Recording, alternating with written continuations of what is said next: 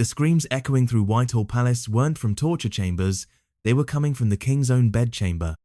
England's most terrifying monarch was rotting alive, and the smell of his decay was driving courtiers to vomit in the corridors. Behind gilded doors, England's most feared monarch lay dying, his massive frame reduced to a battlefield of festering wounds and tormented flesh. The man who had once commanded absolute terror now screamed in agony through the dark hours, his cries echoing through stone halls where courtiers whispered of divine retribution. This was no ordinary royal death. Henry VIII's final months would prove as brutal and merciless as his reign, each day bringing fresh horrors as his body betrayed him with the same ruthless efficiency he had once wielded against his enemies. The Golden Prince who had dazzled Europe was now a grotesque monument to Excessi's legs rotting from within, his mind fracturing under waves of unimaginable pain, his enormous bulk requiring mechanical devices just to shift position in his bed of torment. As England's tyrant king gasped for breath in those final, terrible days, the palace became a theatre of macabre spectacle. Physicians applied desperate remedies that only multiplied his suffering. Courtiers positioned themselves like vultures, ready to feast on the power vacuum his death would create. And through it all, the king's paranoid rage burned as fiercely as ever, signing death warrants even as his own signature became an illegible scrawl. The transformation from Renaissance golden boy to dying monster reveals not just the corruption of absolute power, but the horrifying vulnerability of human flesh. In his final agony, Henry VIII would discover that no crown could shield him from the democracy of death where kings and commoners alike must face their mortality stripped of all pretense and protection. Chapter 1. The Body Betrayed. When Flesh Becomes the Enemy. By January 1547, Henry VIII's body had become his greatest adversary, a treacherous landscape of suppurating wounds, swollen joints, and organs slowly shutting down under the weight of decades of excess. The athletic prince who had once outshone every knight in Christendom now struggled to remain conscious through waves of agony that no royal decree could silence. The king's legs presented the most horrifying spectacle. Contemporary accounts describe ulcers so deep that bone showed through the necrotic tissue, weeping constantly despite the desperate ministrations of royal physicians. The stench was so overwhelming that even hardened courtiersmen who had witnessed executions and battlefield carnage struggled not to vomit when entering the royal chambers. Perfumed handkerchiefs became essential equipment for anyone granted audience with the dying king. Modern medical analysis suggests Henry suffered from a lethal combination of type 2 diabetes, chronic osteomyelitis, and possibly Cushing's syndrome. His weight had ballooned to an estimated 400 pounds, requiring specially constructed chairs and beds to support his bulk. The mechanical hoists needed to move him had become symbols of his absolute helplessness, the man who had commanded armies now dependent on pulleys and winches for basic mobility. The royal physicians, led by Dr. Thomas Wendy, deployed increasingly desperate treatments that bordered on torture. They applied poultices containing everything from boiled onions to powdered human skull, believing these grotesque remedies might draw out the corruption consuming their sovereign. Live pigeons, cut in half while still warm, were pressed against his festering wounds. Gold leaf was mixed into medicinal preparations, as if the metal that symbolized his wealth might somehow purchase his health. More merciful was the liberal application of opium, which dulled the worst of Henry's pain but further clouded his already deteriorating mind. Court records describe episodes where the drugged king would ramble incoherently about executed rivals, calling out to wives long dead as if they stood beside his bed. These pharmaceutical escapes from reality became his only respite from the relentless assault of his own flesh. The psychological impact of his body's betrayal proved almost as devastating as the physical suffering. Henry had built his identity around masculine vigor and intimidating presence. Now he found himself unable to control even basic bodily functions, requiring teams of servants to manage the increasingly distasteful tasks of cleaning and moving his massive form. The indignity of this dependence ate at him like acid, triggering explosive rages that left him exhausted and gasping. His famous temper, always volatile, now became truly dangerous in its unpredictability.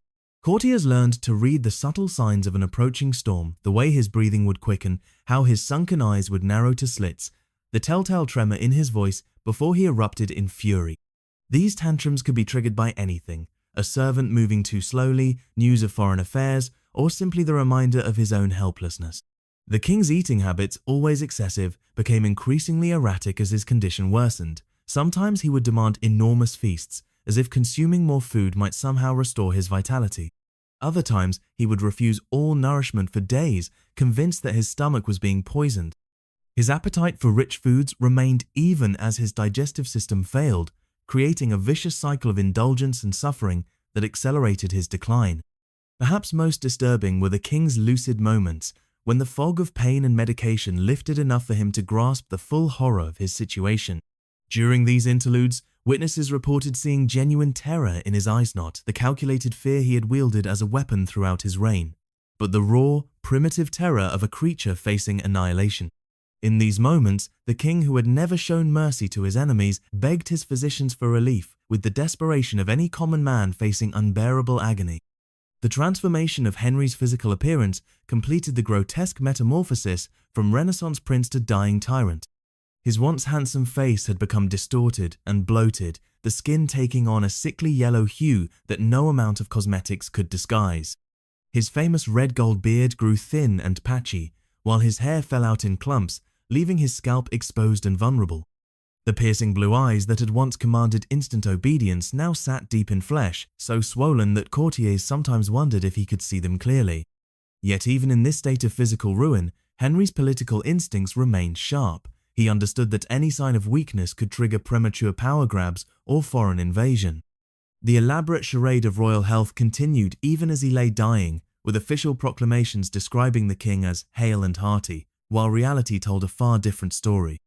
This desperate deception would require careful orchestration, turning his final months into a complex performance where the stakes were nothing less than the stability of the realm itself. Chapter 2. The Paranoid King. Trust no one, fear everyone. As Henry VIII's body crumbled, his mind became a fortress under siege. Every whispered conversation, a potential conspiracy, every courtier's glance, a possible threat to his dynasty. The king, who had once inspired fear through strength, now generated it through unpredictable paranoia, his diseased imagination transforming loyal servants into suspected assassins and devoted counselors into scheming traitors.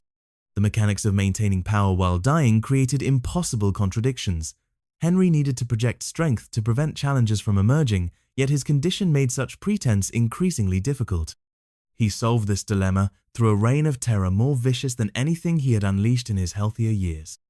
Execution orders flowed from his bedchamber with chilling regularity, each signed death warrant serving as proof that his authority remained absolute despite his physical decline. Thomas Howard, Duke of Norfolk, became the primary target of Henry's final purge. This master of court politics, who had survived decades of Tudor intrigue through careful calculation, suddenly found himself outmaneuvered by the king's paranoid logic.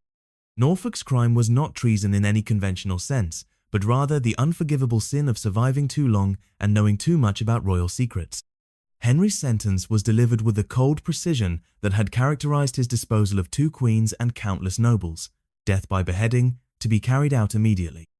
The king's suspicions extended beyond individual courtiers to encompass entire religious factions. Having broken with Rome to establish himself as supreme head of the Church of England, Henry now worried that Catholic loyalists might use his death as an opportunity to restore papal authority. Simultaneously, he feared that Protestant reformers might push England too far from traditional practices, alienating conservative nobles and inviting foreign invasion. This religious paranoia created a climate where theological discussions became potential death sentences. Henry's relationship with his own family reflected his deteriorating mental state. His suspicions about his daughter's loyalty intensified during his final months, despite their carefully maintained public submission. Mary, his eldest, faced particular scrutiny due to her unwavering Catholic faith and foreign connections through her mother's Habsburg relatives. Elizabeth, still a teenager, learned to navigate court life with extraordinary caution, understanding that even innocent remarks could be twisted into evidence of disloyalty. The management of information became an obsession that consumed enormous energy and resources. Henry established multiple spy networks within his own household, with servants reporting on each other in an atmosphere of toxic mistrust. Letters were intercepted and decoded, private conversations were monitored, and even the king's food tasters faced regular interrogation about possible poisoning attempts. This surveillance apparatus, while providing some genuine security, also fed Henry's paranoid fantasies with a constant stream of suspicious activities and ambiguous intelligence. Perhaps most revealing was Henry's treatment of his wife Catherine Parr during his final illness. Despite her devoted nursing care and obvious affection, the king subjected her to periods of cruel suspicion and deliberate exclusion from his presence. Court records suggest he ordered investigations into her religious beliefs, her correspondence with Protestant reformers, and even her private prayers. The woman who should have been his greatest comfort instead became another source of anxiety in his increasingly tormented mind. The king's paranoia extended to his medical treatment, creating additional complications for physicians already struggling with primitive surgical techniques and limited pharmaceutical options. Henry became convinced that certain remedies were attempts to poison him, leading to violent refusals of potentially beneficial treatments. He demanded detailed explanations of every ingredient in his medications, interrogated servants about who had prepared his food, and insisted on multiple tasters for everything that entered his body. This medical paranoia had particularly tragic consequences regarding pain management.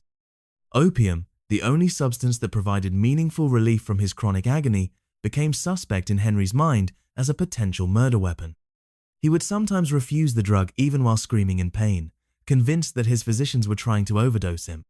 These episodes left him trapped between unbearable physical suffering and equally unbearable psychological terror. The practical effects of Henry's paranoia rippled throughout the government structure. Important decisions were delayed or abandoned entirely as the king second-guessed the motives behind every recommendation. Foreign ambassadors reported growing confusion about English policy positions as Henry's suspicions led him to reverse diplomatic initiatives without explanation. The Privy Council, the kingdom's primary governing body, became paralyzed by fear of triggering royal displeasure through perfectly reasonable administrative suggestions. Even Henry's spiritual life became contaminated by paranoid thinking.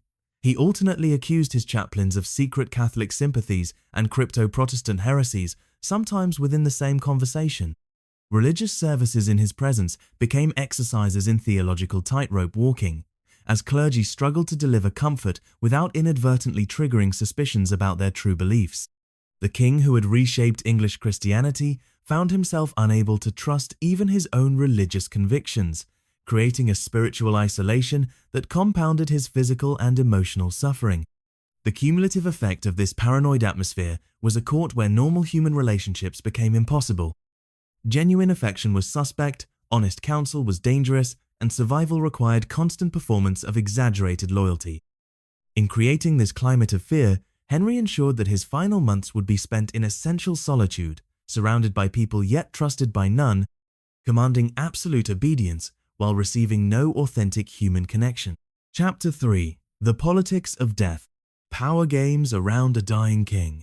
While Henry VIII writhed in his bed of torment, the most dangerous game in Tudor England played out in whispered conferences and clandestine meetings throughout Whitehall Palace. The king's approaching death had transformed his court into a battlefield where ambitious nobles maneuvered for position, each faction calculating how to exploit the coming power vacuum left by a dying tyrant and a 9-year-old heir. Edward Seymour, Earl of Hertford and uncle to Prince Edward, emerged as the most ruthless player in this deadly contest. Understanding that control of the boy king would mean control of England itself, Seymour moved with the calculated precision of a master chess player. He systematically eliminated rivals, secured key fortresses, and positioned loyal supporters in crucial administrative roles while maintaining the fiction of serving his dying sovereign's interests. The opposing faction, led by the conservative Catholics under the Duke of Norfolk, found themselves increasingly outmaneuvered as Henry's illness progressed.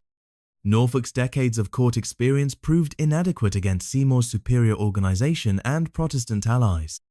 The Duke's arrest on charges of treason served multiple purposes: removing Seymour's primary rival, demonstrating Henry's continued authority, and sending a clear message to other potential challengers about the cost of miscalculation. Behind the palace's gilt facade, a shadow government began forming around the dying king's bedchamber. Access to Henry became the ultimate currency of power, with different factions competing to control who could speak with the monarch during his increasingly rare lucid moments. Each group sought to position their supporters as the king's most trusted advisors, hoping to influence crucial decisions about the regency arrangements that would govern England after his death. Archbishop Thomas Cranmer occupied a unique position in these power struggles, serving simultaneously as Henry's spiritual advisor and political confidant. His Protestant sympathies aligned him naturally with the Seymour faction, Yet his personal relationship with the king provided opportunities to shape policy in ways that secular courtiers could not match. Cranmer's presence at Henry's deathbed would prove crucial in legitimizing the subsequent power transfer to Protestant control. The management of information became a critical weapon in these factional wars. Different groups spread competing narratives about the king's condition, each designed to serve their political interests. Conservative Catholics whispered that Henry was experiencing religious doubts about his break from Rome, while Protestant reformers emphasized his continued commitment to English independence from papal authority. These competing stories reflected deeper anxieties about the religious direction England would take under a boy king guided by regents with their own theological agendas. Catherine Parr, Henry's sixth wife, found herself caught between these competing forces despite her genuine desire to remain above political intrigue. Her Protestant sympathies made her a natural ally of the Seymour faction, yet her position as queen required careful neutrality to avoid triggering Henry's paranoid suspicions. Her exclusion from certain crucial moments during the king's final illness reflected the political calculations of those controlling access to the royal presence. International implications added another layer of complexity to these domestic power struggles. Foreign ambassadors reported extensively on court factions, understanding that England's future policies would depend largely on which group emerged victorious from the regency competition. The French ambassador expressed particular interest in supporting Catholic restoration, while imperial representatives calculated whether a Protestant England under Seymour might prove more amenable to Habsburg interests. The practical mechanics of governing a kingdom while its monarch lay dying created unprecedented administrative challenges. Important decisions accumulated as Henry became increasingly incapable of sustained attention to state business. The Privy Council found itself effectively governing without royal input while maintaining the legal fiction that all authority flowed from the king's personal command. This governmental paralysis provided opportunities for ambitious courtiers to consolidate their positions while appearing to serve royal interests. Perhaps most remarkably, the various factions managed to suppress news of Henry's condition not just from the general population, but from foreign governments whose intelligence networks normally penetrated English court secrets with ease. This conspiracy of silence reflected the shared understanding among all parties that premature revelation of the king's weakness could trigger foreign invasion or domestic rebellion, regardless of which faction ultimately controlled the regency. The financial dimensions of the succession crisis added urgent pressure to these political maneuverings. Henry's expensive foreign wars and lavish personal spending had severely depleted the royal treasury, leaving his successor with enormous debts and limited resources. Control of the regency would mean inheriting these financial problems, creating incentives for potential leaders to position themselves favorably with creditors and revenue sources before assuming formal power. Young Prince Edward, the future Edward VI, remained largely insulated from these machinations despite being their ultimate object. His education continued under carefully selected tutors while adults fought over his destiny, though contemporary accounts suggest the intelligent boy understood more about court politics than his guardians realized. His later actions as king would demonstrate that he had absorbed valuable lessons about power dynamics during these formative months of watching his father's final political struggles. The elaborate deception surrounding Henry's condition required extraordinary coordination among competing factions, creating temporary alliances based on shared interests in maintaining stability until the succession could be managed smoothly. These pragmatic partnerships would dissolve immediately after Henry's death, but their existence during his final weeks demonstrated the sophisticated political calculations driving court behavior even in the midst of genuine human drama surrounding a dying monarch. Chapter 4. The Final Hours. Death comes for the king. January 27, 1547 marked the beginning of Henry VIII's final collapse, though the king who had cheated death so many times seemed determined to make his exit as dramatic and terrible as his reign. The morning began with what witnesses described as the most violent seizure of his illness, his massive frame convulsing with such force that 4 strong men could barely restrain him from injuring himself against the ornate bed frame that had become his prison. When the episode finally passed, leaving Henry gasping and partially paralyzed on his right side, those present understood they were witnessing the beginning of the end. The king's famous voice, which had once thundered commands across throne rooms and battlefields, emerged as barely a whisper. His right arm, which had signed countless death warrants and shaped the destiny of nations, now lay useless at his side, a divine irony that was not lost on the Catholic observers who saw God's judgment manifesting in the tyrant's flesh. Dr. Thomas Wendy, the royal physician who had somehow survived Henry's paranoid purges through a combination of medical skill and political cunning, now faced the most dangerous moment of his career. Someone would have to tell England's most feared monarch that death was approaching, a conversation that could easily result in the messenger's execution if the king's rage overcame his rational acceptance of mortality. Court records suggest Wendy spent hours preparing for this encounter, consulting with Archbishop Cranmer about the spiritual dimensions of delivering such news to a sovereign who had claimed divine authority over English souls. The conversation, when it finally occurred, revealed both Henry's continued political acuity and his growing spiritual terror. Rather than exploding in fury at the diagnosis, the king reportedly asked detailed questions about timing and symptoms, calculating how long he might have to complete final arrangements for the succession. Yet witnesses also described moments when this practical planning gave way to expressions of genuine fear about divine judgment. The man who had executed Thomas More and John Fisher for opposing his religious policies now faced the possibility of encountering them in whatever realm awaited beyond death. Access to the royal bedchamber during these final hours became the subject of increasingly desperate political maneuvering. Edward Seymour, already positioning himself as Lord Protector, worked to ensure that only his allies were present for potentially crucial final conversations. The dying king's words could carry enormous weight in legitimizing the coming regency arrangements, making every whispered comment a potential weapon in the factional struggles that would shape England's immediate future. Catherine Parr's exclusion from certain critical moments during her husband's death agonies reflected the political calculations of those managing the transition of power. Though she had nursed Henry through previous medical crises with genuine devotion, her presence during his final hours was carefully controlled to prevent any last-minute changes to succession plans that might benefit Catholic restoration. The Queen, who had survived marriage to England's most dangerous king, would be denied the right to comfort him in his final moments of terror and pain. The physical process of Henry's dying proved as grotesque as his life had been excessive. Court physicians had prepared detailed procedures for managing the practical aspects of royal death, from the religious ceremonies required to the preservation of the body for state funeral purposes. Yet nothing in their experience had prepared them for the unique challenges presented by Henry's enormous bulk and advanced state of physical decay. The mechanical devices required to move his body, the specialized bedding needed to support his weight, and the constant battle against infection and odor created a death chamber unlike any in royal history. Archbishop Cranmer's arrival for the administration of last rites marked the formal acknowledgement that Henry's death was imminent, though even this spiritual preparation was complicated by political considerations. The king's religious position, supreme head of the Church of England, but theologically conservative in many respects, created uncertainty about appropriate death rituals.